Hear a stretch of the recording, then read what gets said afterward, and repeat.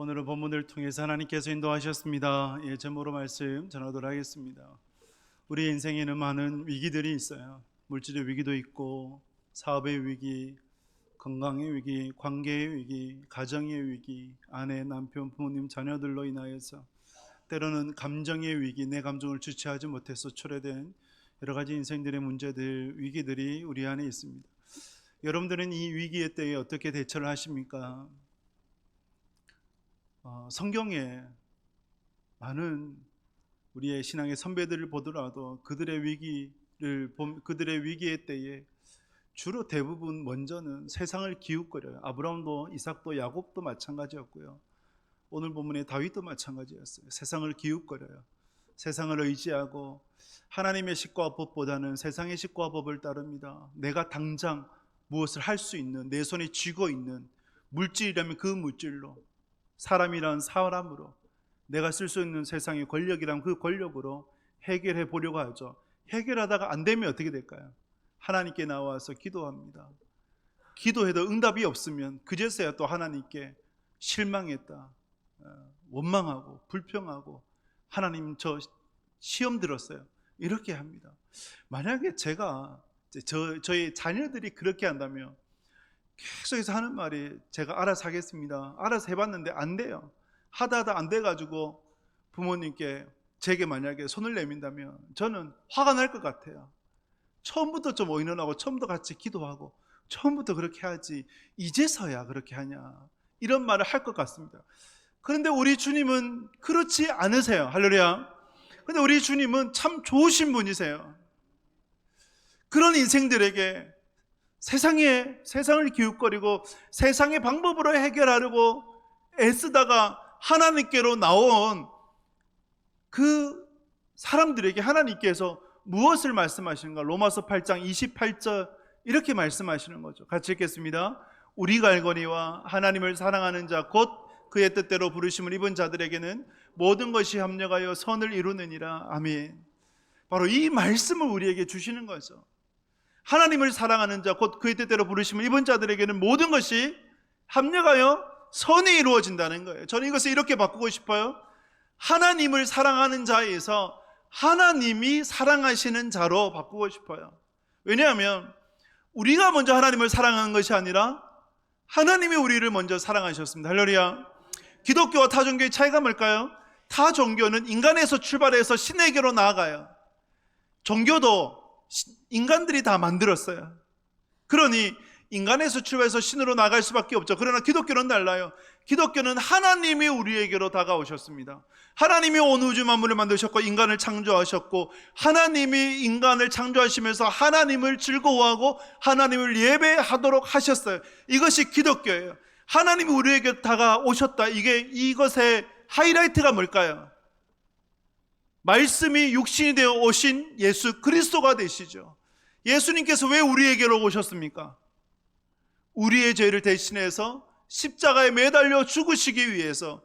그래야 우리의 죄가 예수님께 전가되고 예수님의 의로움이 우리에게 전가되어져서 의로운 자가 되어 구원받고 하나님의 백성 되기 때문입니다. 그래서 여러분, 분명한 것은 하나님이 사랑하시는 자는 모든 것이 합력하여 선이 이루어집니다. 존 칼빈이 얘기했던 것처럼 하나님의 섭리는 모든 사건을 다루신다. 하나님의 섭리 안에는 모든 사건을 다루세요. 악까지도, 우리의 죄악까지도 하나님은 합력하여 선을 이루시는 분이십니다. 그러니 우리에게 이루어지는 그 모든 것 버릴 것이 없어요. 하나님의 손에 올려드려지게 되면 하나님은 그것을 우리의 인생을 세우시는 아름다운 재료로 만드시는 것이죠. 이것을 증명하는 것이 오늘 본문의 다윗이라고 할 수 있어요. 하나님께서 다윗의 삶에 어떻게 개입하셔서 모든 것을 합력하여 선을 이루셨는지 우리가 조명하면서 내 삶을 이끄시고 내 삶에 개입하셔서 합력하여 선을 이루실 하나님을 더욱더 바라보는, 하나님을 더욱더 기대하는 오늘의 예배가 되실 수 있기를 주님의 이름으로 축복합니다. 하나님께서 다윗의 삶에 어떻게 개입하셔서 합력하여 선을 이루어셨는가 보게 되면 사무엘상 29장 1절 말씀 같이 읽겠습니다. 블레셋 사람들은 그들의 모든 군대를 아벡에 모았고 이스라엘 사람들은 이스라엘에 있는 셈 곁에 진쳤더라. 아멘. 여러분, 블레셋이라는 나라는 단일 국가가 아니라 도시 연합 국가입니다. 마치 미국과 같이 미국이 50개 주에 연합된 한 국가 아닙니까? 그래서 그것과 같이 5개의 도시 국가, 그 중에 가장 강력한 힘을 가진 것이 아가드이고 가드의 아기스 왕이었죠. 이렇게 도시 국가들로 연합되다 보니까 이스라엘과 전쟁을 치르기 위해서 아벡에 군대를 모았어요. 그리고 그 군대를 모아서 이스라엘의 수넴에 올라가게 됩니다. 자, 여기에서 아벡의 군대를 모을 때에 이 아벡에 누가 있었느냐? 바로 다윗이 있었던 거죠. 누구의 수하예요? 가드의 왕 아기스의 수하로 다윗이 있었던 거예요. 다윗에게는 절제절명의 위기인 거죠. 싸울 수도 없고 싸우지 않을 수도 없고 진퇴양난의 그러한 때가 바로 지금이에요. 그런데 한편 이런 생각을 해봐요. 다윗이 과연 하나님을 잊었을까? 여러분, 어떻겠습니까? 다윗이 과연 하나님을 잊었겠습니까? 인간적인 생각으로 내가 아히노암과 아비가일 두 아내를 얻었고 이제 두 아내와 함께 좀 편안하게 살아야 되지 않겠느냐 해서 블레셋에 망명을 하고, 블레셋 망명을 하면서 가드와 아기스한테 좀 잘 보이고 싶어가지고 주변에 있는 아말렉과 같은 주변 민족들을 치면서 진멸하면서 혹여나 자신의 그 만행이 고발될까 싶어가지고 남녀노소 다 죽여버렸어요. 그러면서 강도짓을 하고 착취를 하고 일부는 자기가 취하고 일부는 아기스에게 뇌물로 주고, 그러면서 아기스에게는 거짓말로 이스라엘을 쳤다라고 하고, 그렇게 거짓말, 강도짓, 살인을 일삼으며 1년 4개월을 보냈던 다윗이었는데, 이런 악을 행하면서도 다윗이 과연 하나님을 떠났을까? 하나님이 다윗의 하나님을 떠나려고 해도 여러분, 하나님이 다윗을 놓지 않았을 것입니다. 할렐루야. 다윗이 하나님을 잊지 않았겠죠.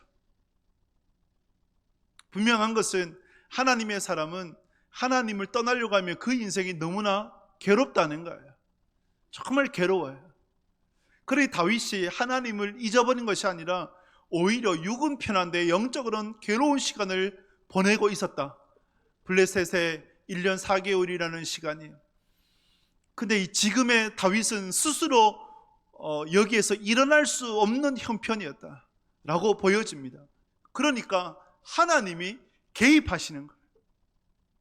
하나님이 어떻게 개입하셨는가 보게 되면 29장 3절 말씀 같이 읽겠습니다. 블레셋 사람들의 방백들이 이르되 이 히브리 사람들이 무엇을 하려느냐 하니 아기스가 블레셋 사람들의 방백들에게 이르되 이는 이스라엘 왕 사울의 신하 다윗이 아니냐? 그가 나와 함께 있은지 여러 날 여러 해로되 그가 망명하여 온 날부터 오늘까지 내가 그의 어물을 보지 못하였노라. 아멘. 블레셋의 방백들은 도시국가의 왕들입니다. 아기스가 다윗과 그의 부하들을 이제 전쟁에 참전시키려고 했어요. 그런데 방백들이 반대를 하는 거예요. 이 히브리 사람들이 누구냐? 히브리 사람들이라고 부르는 것은 이스라엘 사람들을 좀 비난하는, 조롱하는 그런 비속어예요. 히브리라는 뜻이 강을 건넌 자, 맞죠? 이스라엘의 조상들이 강을 건넌 자들이죠.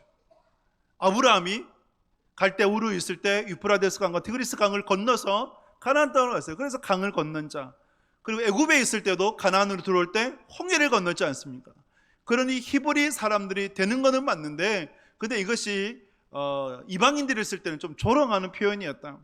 이 히브리 사람들이 지금 무엇을 하려느냐라고 하는 거예요. 이때 아기스가 눈에 뭐가 씌었는지 다윗이 너무나 예뻐 보인 거예요. 다윗이 지금 수개월 동안 과장된 거죠. 다윗이 1년 4개월을 있었는데 수년 동안 나와 함께 있으면서 내가 허물을 찾지 못했다 라고 얘기하면서 이제 다윗은 사울의 신하가 아니라 나의 신하다 라고 얘기하면서 강력하게 전쟁에 참전시키려는 의지를 보입니다. 그런데 방백들이 물러서지 않아요.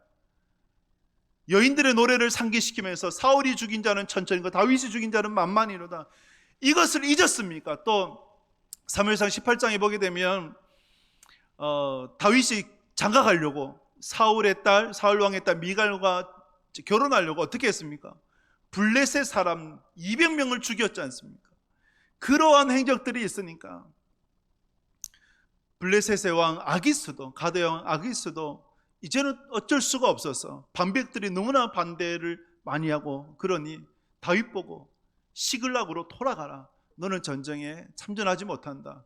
내일 새벽에 일찍 일어나서 시글락으로 돌아가라라고 이 얘기를 합니다. 그런데 이때 여러분들이 만약에 다윗이라면 어땠을까요? 속으로는 웃고 있지 않겠습니까? 왜냐하면 전쟁에 참전하면 안 되잖아요. 이스라엘을 대항해서 싸우면 안 되잖아요. 그러니까 다윗이 속으로는 좋은데, 근데 다윗이 겉으로 어떻게 표현을 하느냐, 이렇게 합니다. 8절에 보면 같이 읽겠습니다. 다윗이 아기스에게 이르되 내가 무엇을 하였나이까? 내가 당신 앞에 오늘까지 있는 동안에 당신이 종이에서 무엇을 보셨기에 내가 가서 내 주 왕의 원수와 싸우지 못하게 하시나이까 하니, 다윗이 좀 이해가 안 돼요, 사실. 여러분 말씀 보게 되면 내 주 왕의 원수와 왜 싸우지 못하게 합니까? 여기서 말한 내 주 왕은 누구입니까?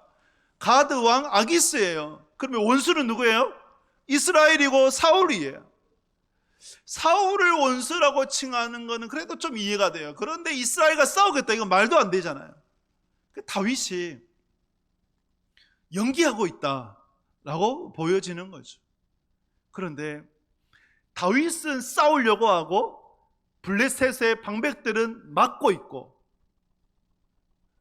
하나님의 개입이고 하나님의 도우심 아니겠어요? 만약에 다윗이 싸우지 않으려고 하고 방백들이 나가서 싸우라고 이렇게 반대로 되면 다윗은 큰 공경에 처하게 되었을 것입니다. 그러니 이것 또한 하나님께서 다윗을 보호하여 주시고, 다윗 스스로가 이 공경에서 헤쳐나올 수가 없으니까 하나님께서 개입하셔서 억지로 이 죄악된 구렁텅이에서 건져내어 주시는 것입니다. 이것 속에서 우리가 깨달아요. 하나님께서 다윗의 삶을 어떻게 개입하셨는가? 블레셋에서 외롭게 고립되게, 소위 왕따로서 하나님께서 다윗의 인생에 개입하신 거예요.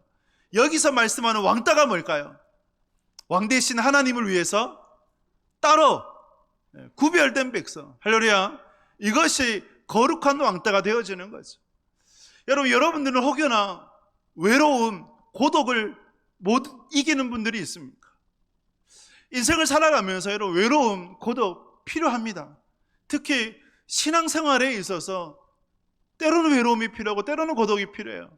만약에 여러분들이 세상에서 인기가 많아, 푸른 데가 많아, 친구가 많아요, 그러면 여러분들이 신앙에 도움이 될까요? 마이너스가 될까요? 그들 만나봐서 뭐 해요? 세상 사람 만나면 술자리 가거나, 아니면 고스톱 치거나, 아니면 고스톱 치다가 술 마시면서 또 사람 욕하거나. 그래서 그 사람들 만나고 돌아오면 어떤 마음이 듭니까? 허하죠. 공허하죠. 내가 왜 만났지? 가서 무슨 유익을 얻었지?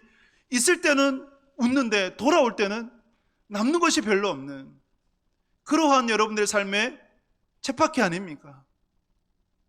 그래서 우리가 신앙생활 할 때 때로 외로움이 필요해요. 고독이 필요해요. 세상 사람들이 나를 찾아주지 않는 것이 필요한 거예요. 그래서 여러분 외로움을, 고독을 너무 두려워하지 마시기 바랍니다. 저는 친구가 없어요. 여러분 어떻게 들릴지 모르지만 생각해보니까 제 친구가 없더라고. 물론 제가 친구가 없었겠습니까? 있었죠. 그런데 지금 연락하는 친구가 없어요. 사실 없고, 목사님들도 사실 따로 제가 이제 애써서 만나는 분, 제가 사람을 애써서 찾지 않거든요. 애써서 만나는 분이 없어요. 그렇다고 제가 외로울까요? 제가 고독스러울까요? 고독할까요? 제가 만난 이가 가족이고, 그리고 친구가 되는 이가 교회이고, 우리 성도님이 되시고, 이것이 제 인생의 전부죠. 이러한 외로움, 고독이 있으니까 하나님을 찾을 수 있는 것이고, 하나님께 집중할 수 있는 것이고, 사역에 집중하게 되는 거죠. 제가 퇴근해도 뭘 할까요? 퇴근을 해도 대부분 성경 공부가 없고 신방이 없는 날이면, 예배가 없는 날이면 주로 이제 화요일, 목요일이 되겠죠. 화요일과 목요일 날은 퇴근을 하면 혼자서 카페 가요. 카페 가서 뭐 할까요? 설교 준비해요. 그러니까 제가 가는 카페 항상 정해져 있어요. 그래서 이제 그 아르바이트생들이 저 알아요. 뭐 얘기하지 않아도 이거 줄까요라고 할 정도로 그렇게 다 합니다. 궁금하겠죠? 왜 맨날 혼자 와가지고 저렇게 혼자 창가에 앉아가지고 노트북이나 보고 있을까? 그렇게 생각을 하겠죠. 그러나 그런 시간들이 하나님께로 나아가는 시간들이 돼요. 대학교 때 제가 MT나 아니면 OT 이런데 학교 과의 행사에 참여해 본 적이 없어요. 물론 과에서 왕따가 되었죠. 예. 왕따가 되었다 해서 뭐 쓸쓸해진다 그렇지 않아요. 많은 친구들이 아니라 그냥 몇 명 친한 사람하고 같이 지내고, 그러면서 제가 대부분 시간 어디서 보냈냐? 세상 사람들이 저를 찾아주지 않으니까 어디서 보냈을까요? CCC라는 기독교 동아리에 거기 가서 있고, 거기 있으면서 성경 공부하고 제자훈련하고, 거기 있으면서 전도하고 기도회 갔고, 하루에 3번 이상 기독교 동아리에 갔어요. 그래서 그 기독교의 지체들과 함께 시간을 보내고 함께 훈련받고, 그 시간이 대학의 4년이었습니다. 그러니 여러분, 우리에게 무엇이 필요한가? 외로움이 필요해요. 고독이 필요해요. 요셉도 보십시오. 요셉이 하나님께서 주신 비전으로 말미암아 형들로부터 왕따 됐잖아요. 외로움과 그 고독 속에. 그러나 그 요셉이 외로웠느냐? 아니요. 누가 함께 하셨어요? 하나님이 함께 하셨잖아요. 종이 되었을 때도, 그리고 감옥에 갇혔을 때도, 죄수가 되었을 때도 주변 사람들이 늘 한결같이 보았던 것이 하나님이 함께 하셔서 형통한 자, 그가 바로 요셉이었다. 결국 그 인생을 하나님께서 이끄셔서 합력하여 선을 이루셔서 애굽의 총리로, 그리고 하나님의 구속사를 이루는 그런 도구로 쓰임받게 되었다. 그러니 여러분, 세상의 외로움, 세상의 고독 너무 두려워하지 마십시오. 젊은 부모님들은 자녀들을 좀 잘 키워보자고 젊은 이제 또래의 부모님과 잘 어울리려고 그래요. 그렇지 않습니까? 이제 좀 정보를 얻으려고. 그래서 좀 우스운 얘기, 이런 얘기 하죠. 자녀를 위해서 할아버지의 재력과 어머니의 정보력과 아버지는요, 무관심이 필요하다.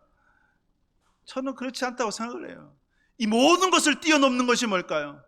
하나님의 붙드심이고 하나님의 인도하심이고 하나님의 은혜 아니겠습니까? 그래서 너무 세상을 붙잡고 세상 속에서 살아가려 하지 마시고, 외로움과 고독 속에서 때로는 하나님께서 왕따시키셔서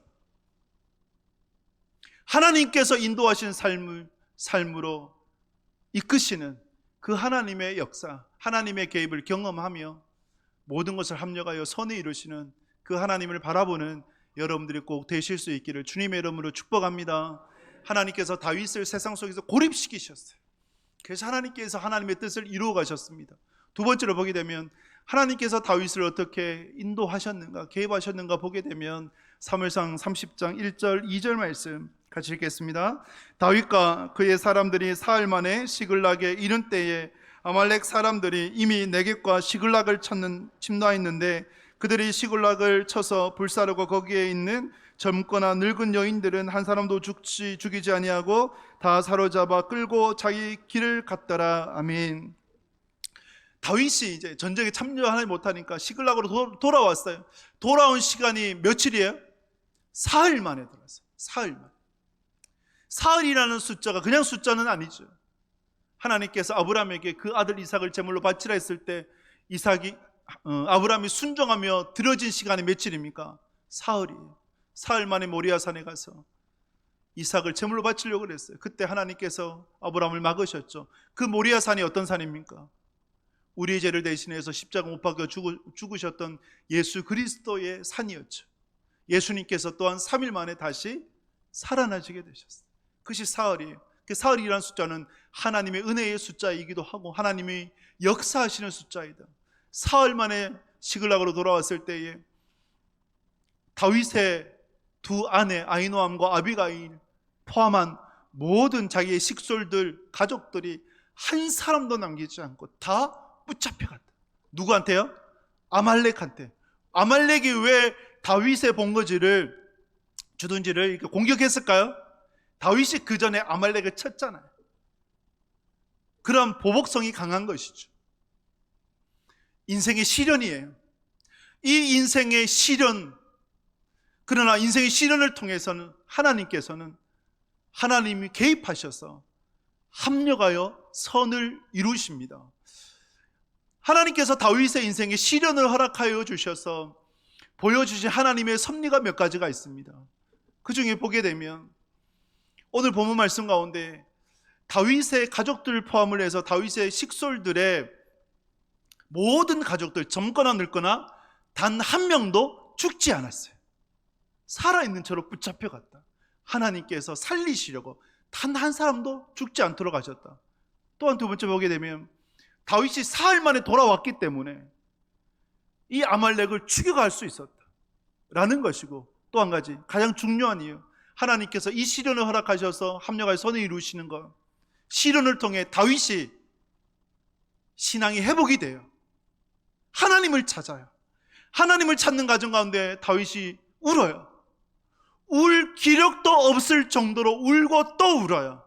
여기서의 울음이라는 단어가 시편 137편의 울음이라는 단어와 동일해요.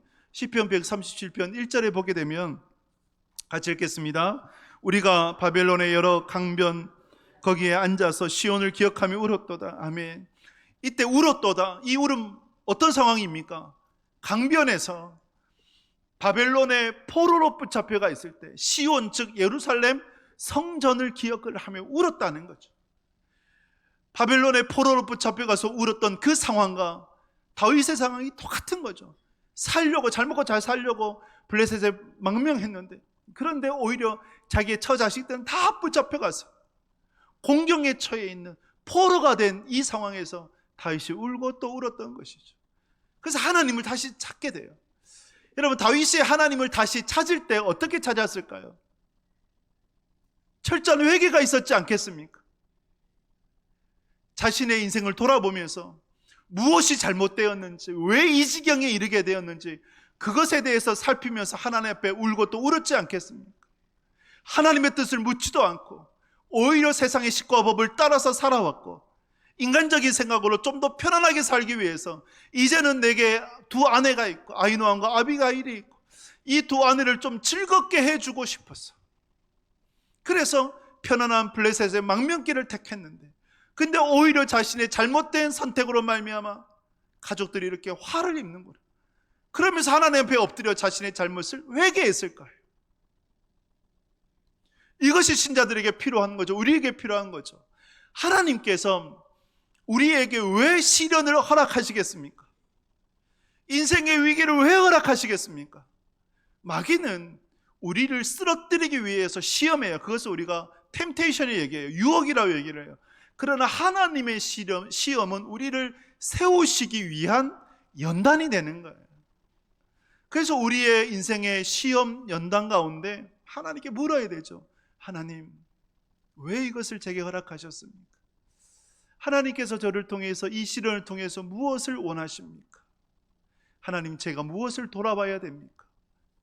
물질의, 사업의, 관계의, 감정의, 가정의 위기 가운데 우리가 이것을 물어야 되는 것이죠.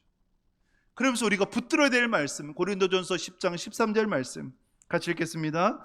사람이 감당할 시험 밖에는 너희가 당한 것이 없나니 오직 하나님은 미쁘사 너희가 감당하지 못할 시험 당함을 허락하지 아니하시고 시험 당할 즈음에 또한 피할 길을 내사 너희로 능히 감당하게 하시느니라. 아멘. 하나님은 미쁘신 분입니다. 할렐루야. 미쁘시다고 하는 것은 신실하시다. 반드시 약속을 지키신다. 하나님은 감당할 시험밖에 허락하지 않으신다. 또 허락하신 시험은 하나님께서 반드시 피할 길을 내어주신다. 이것을 여러분 잊지 않기를 주님의 이름으로 축복합니다. 하나님 반드시 피할 길을 내어주세요. 피할 길은 우리의 승리의 길입니다. 그런데 우리가 추구하는 인생의 승리가 뭔가?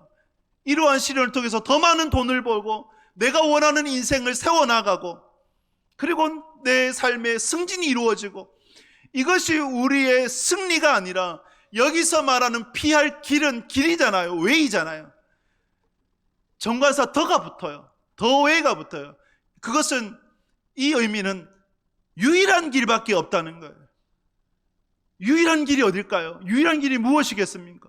바로 예수 그리스도가 되시는 거예요. 하나님께서 우리를 시험을 허락하실 때 반드시 피할 길을 주신다. 그러면 우리의 피할 길은 누구인가?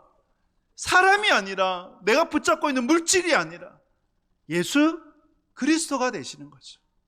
여러분들의 인생의 위기 가운데 유일한 피할 길이 되신 예수 그리스도 바라보시며 수고와 무거운 짐진 자들 다 내게로 오라, 내가 너희를 쉬게 하리라고 말씀하시는 그 주님 앞으로 나아가실 수 있는 여러분들이 되실 수 있기를 주님의 이름으로 축복합니다.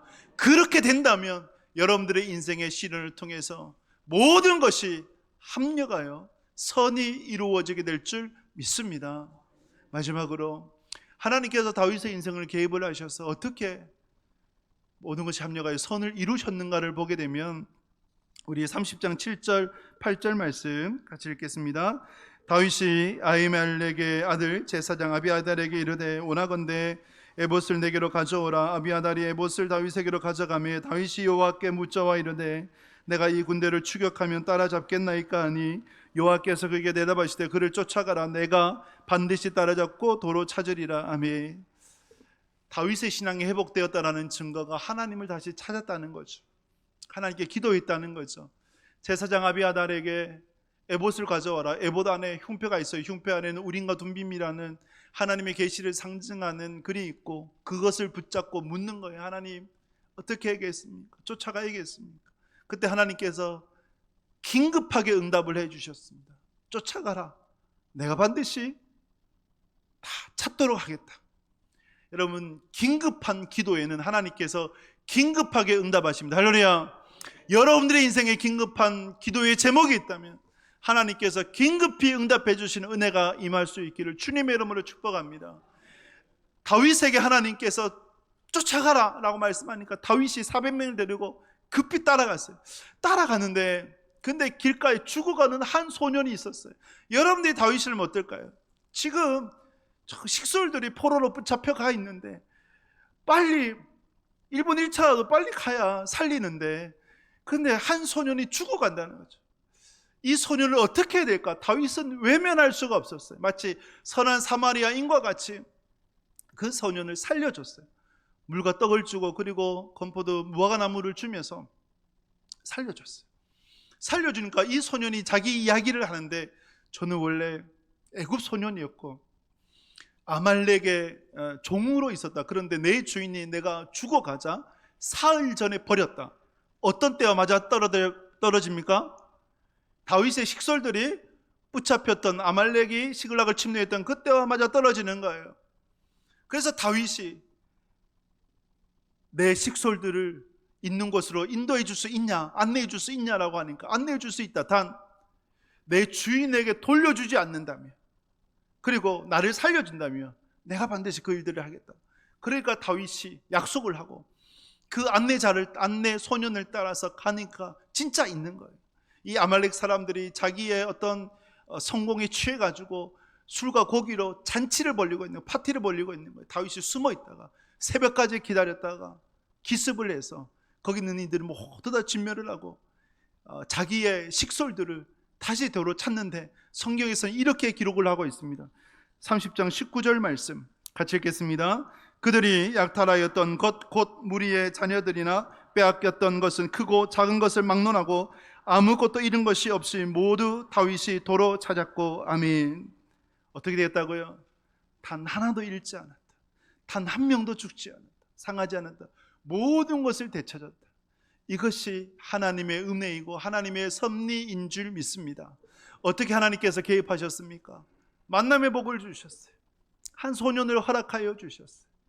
여러분들의 인생 가운데도 이 만남의 복이 있기를 주님의 이름으로 축복합니다. 성경에 보면 수많은 만남의 축복이 있죠. 그 중에 루시 시어머니 나오미와의 만남을 통해서 최고의 만남, 최고의 선택을 이루어서 루시 하나님을 만나게 돼요. 그 루시 하나님의 만남을 통해서 기업의 유력한 자 보아스를 만나 결혼을 하게 되고 자녀를 낳아 예수 그리스도의 계보에 오르게 되는 복을 누리게 됩니다. 이 만남의 복이 우리에게 있어야 되지 않겠습니까? 세상에서는 얼마든지 찾아봐요. 플라톤이 소크라테스를 만났기 때문에 서양 철학을 세웠어요. 박지성이 이름도 전혀 빚도 없이 그렇게 선수 생활을 보내다가 히든크라는 감독을 만나서 그 당시에 축구계는 학연 지연으로 자기들이 원하는 대학 출신이 아니면 국가대표에 뽑힐 수 없는 상황이었다고 합니다. 그런데 그걸 모두 무시했던 히딩크를 통해서 박지성이 국가대표의 발탁을 하고 날개를 달아서 활약을 하게 되고, 그 이후에 히딩크를 통해서 또 네덜란드 PSV 아인트호벤으로 이적을 하게 되고, 거기에서도 활약을 하고 축구의 성지라고 할 수 있는 영국에 가서 그 중에서 가장 유력한 팀이었던 맨체스터 유나이티드에서 활약을 했던 박지성이. 어떻게 이런 일이 이루어져요? 만남의 복이에요. 만남의 복. 이처럼 여러분들의 인생 가운데서도 하나님의 인도하심 가운데 만남의 복을 통해 합력하여 선이 이루어지는 놀라운 은혜가 있기를 주님의 이름으로 축복합니다. 말씀을 맺습니다. 분명한 것은요, 로마서 8장 28절의 말씀이에요. 우리가 알거니와 하나님이 사랑하시는 자, 곧 그의 뜻대로 부르심을 입은 자들에게는 모든 것이 합력하여 선을 이루느니라. 할렐루야. 하나님이 사랑하시는 자는 모든 것이 합력하여 선을 이룹니다. 존 칼빈의 말처럼 하나님의 섭리는 모든 사건을 다스리신다. 우리의 선도 우리의 악도 하나님의 섭리 가운데 다스리시고, 하나님은 심지어 우리의 악을 선으로도 바꾸시는 분이에요. 그래서 우리가 할 수 있는 최선이 뭘까요? 그 하나님을 바라보고 하나님을 의지하는 거예요. 설교를 준비하다가 대중가요가 생각이 나더라고요. 우리 교회에도 이제 한 2년 전에 왔던 윤복희 권사님, 윤복희 권사님의 그 유명한 노래 중에 여러분이 있거든요. 여러분 압니까? 여러분이 있어요. 한번 들어보세요. 그 가사의 말미에, 후렴에 내가 만약 외로울 때면 누가 나를 위로해 주나? 누가 위로해 줍니까? 여러분. 이 가사인데 원래는 하나님이, 그분이 하나님을 생각하면서 지은 거예요. 하나님이 나를 위로해 주신다. 하나님만이 나의 진정한 위로가 되신다. 우리의 인생에 위기가 있어요. 수많은 아픔이 있고 고통이 있고 때로는 숨 막힐 정도의 힘겨움이 있어요. 근데 여러분의 진정한 위로는 누가 되세요? 오직 여호와 하나님이 되십니다. 피할 길은 오직 예수 그리스도가 되십니다. 그러니 그 하나님을 온전히 바라보며 하나님을 신앙하면서 모든 것을 합력하여 선을 이루시 그 하나님만을 의지하며 한 걸음 한 걸음 걸어나가는 하나님의 사람들 꼭 되실 수 있기를 주님의 이름으로 축복합니다.